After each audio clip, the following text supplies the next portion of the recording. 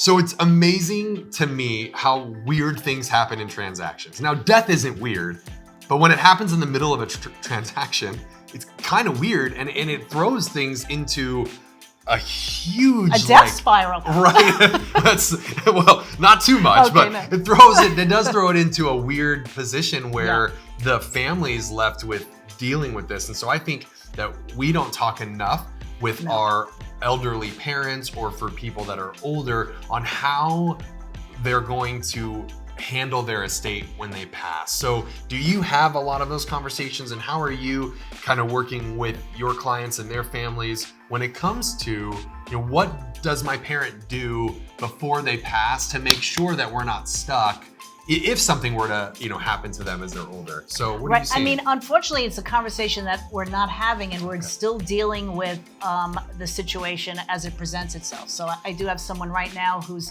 family member has passed away, and they have a home, and it is supposed to go to the children, but one of the children has passed away.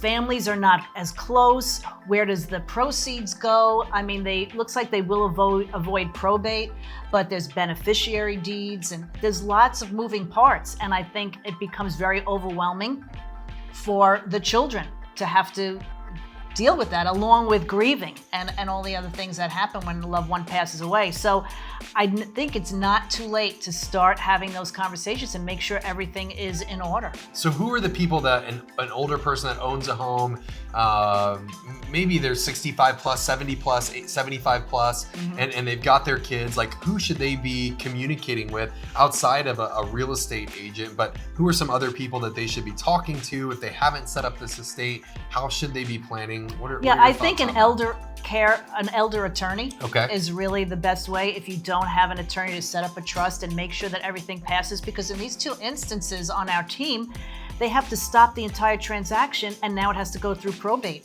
which could be another 3 to 6 month process depending on the size of the estate. So that puts things just on hold, and again, makes it for a very stressful situation for the family members. So if you start thinking ahead of time, and maybe even learning by consulting with a real estate agent what the value of that property is, so you just have some kind of idea, some planning in place. Well, and we know too that a lot of old parents, if you've owned a home for a really long time and you've been disciplined, you probably have a good amount of worth or net worth in the house, especially with this run up that we've seen in prices over the last 12 to 15 years.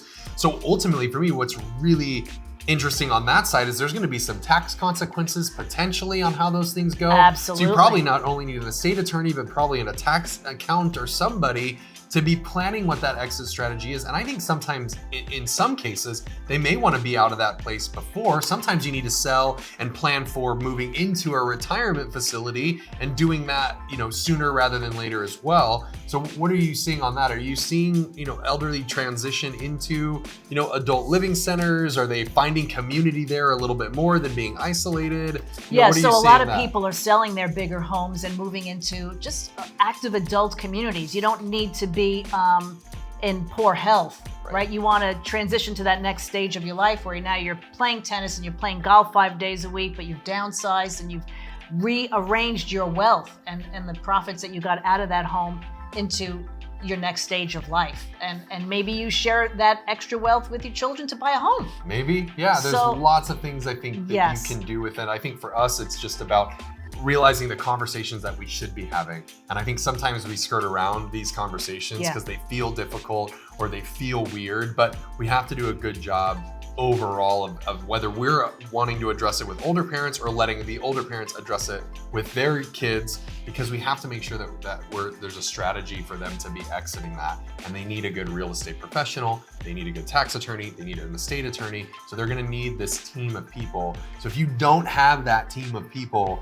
that are around you putting that together, reach out to us. Elise loves talking to clients, loves helping them out with these kinds of conversations, because without the proper planning, it's going to be a bit more of a headache and a nightmare, and no one wants to go through that when somebody has passed away, and then just seeing the experiences that the clients are having now with delays on that, it's a huge thing. So yes, well, our population is getting older, so this is the right time. We wish we could get younger, right? We're trying to go backwards, cryogenic therapy, all this stuff, but reality is two things, right? Death and taxes, they're always there. So we're moving closer to that. So if you guys need anything, reach out to really Elise. She is fantastic. She will help you with all of that planning, especially for your family, because it's priceless to be doing it sooner rather than later. Yes. And if you guys need anything else, give us a holler.